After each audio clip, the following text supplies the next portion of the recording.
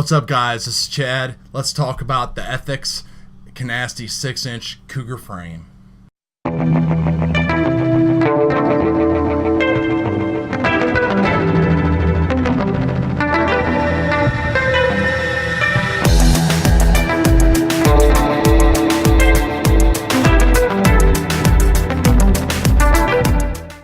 So yeah, this is kind of long overdue. I've had this frame since the beginning of November. I turned 40 on October 27th.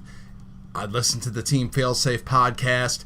Eric had been talking about releasing a frame. He was kind of dropping 5 or 10 here and there.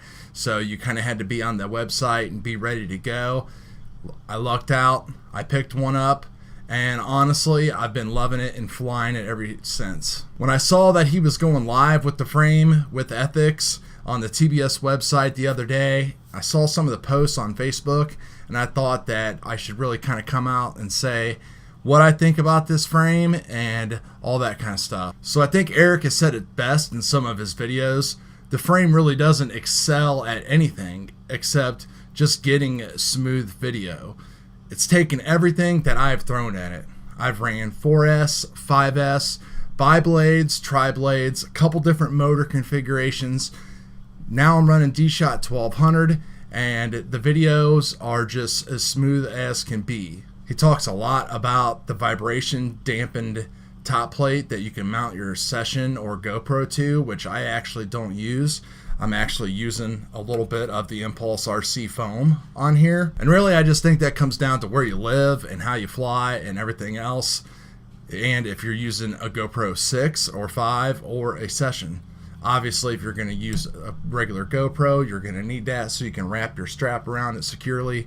But with the foam and the Session, I have plenty of room to run a strap there, and then I run 2 battery straps right here. The frame is similar to pretty much any of the designs that are out there right now as far as your drop deck kind of low rider type of frame. There's just enough room to put any type of component that you want in there. I'm running right now a CL Racing F4S board, Crossfire, and a TBS Unify HV. The whole look of the frame with the carbon, the way the laminate is laid out on top of it, the brushed aluminum hardware, the color, the standoffs, it's cool because it kind of gives you that whole industrial look instead of that poppy, flashy color look that you see on like a lot of frames that are out there right now. Now this thing is a beast. It weighs over 480 grams, but the T-Motor F80 2200 kilovolts that I have on here run it no problem, as you'll see in the video. I run most of my throttle range between like 10 and 50%. This is my 6-inch cruiser. It's the only 6-inch that I'm going to build for a long time because I tried a 6-inch Alien, well, a 6-inch Martian, a 6-inch Chameleon.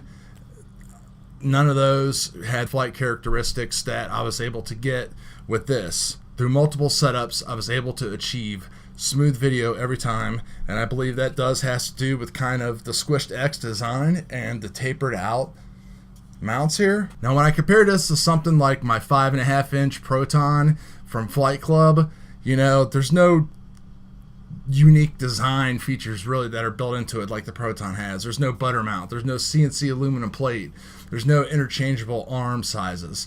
So really it comes down to what you want. Do you want something that is interchangeable or upgradable, or do you want something that is going to be permanent and is going to be working on the whole Ethix formula, which I've bought into wholeheartedly because I'm tired of screwing around all the time. I just want to fly. That's all I want to do. I don't want to test motors. I don't want to change this. I don't want to change that.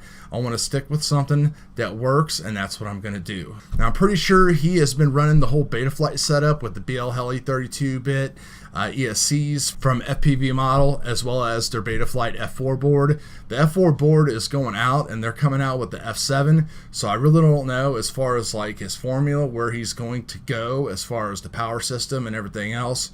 But right now, the F80s, the SpeedX GS30, BL Heli 32, 32-bit ESCs, and the CL Racing F4S are working out just great for me.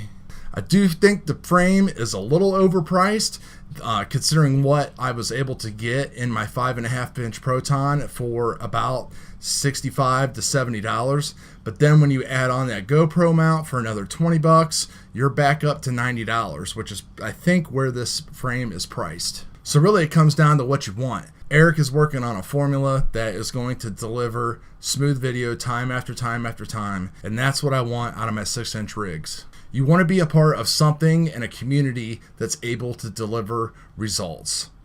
I think Trappy said it best one time when he was on a podcast, when he said that he likes flying quads because they're wings that can stop, turn around, and do all that kind of stuff. And that's kind of what I've done with this.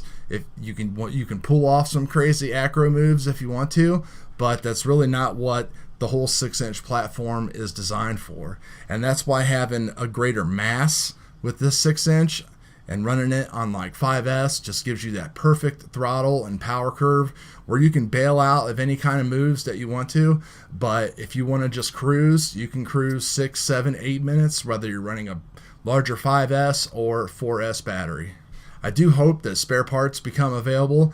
I've lost some of my hardware. Some of my hardware is stripped. I'd like to get some of that stuff replaced. I've lost some the top lipo pad as well. I don't know how I ripped that, but I just ripped it. Not too worried about breaking an arm or anything like that at all. And I do think that they need to include something like this foam to go on top of the top plate, because you do see Eric flying that, and I think not everybody has access to either Cobra motor foam or whatever this is made out of, and nobody wants to buy a yoga block and cut that up either. So that's pretty much it when it comes to the frame. Enjoy the video. Like I said, I love this thing. I'm not changing anything at all until something breaks. I'm going to stick with this and learn every inside and out flight characteristic, how this thing flies.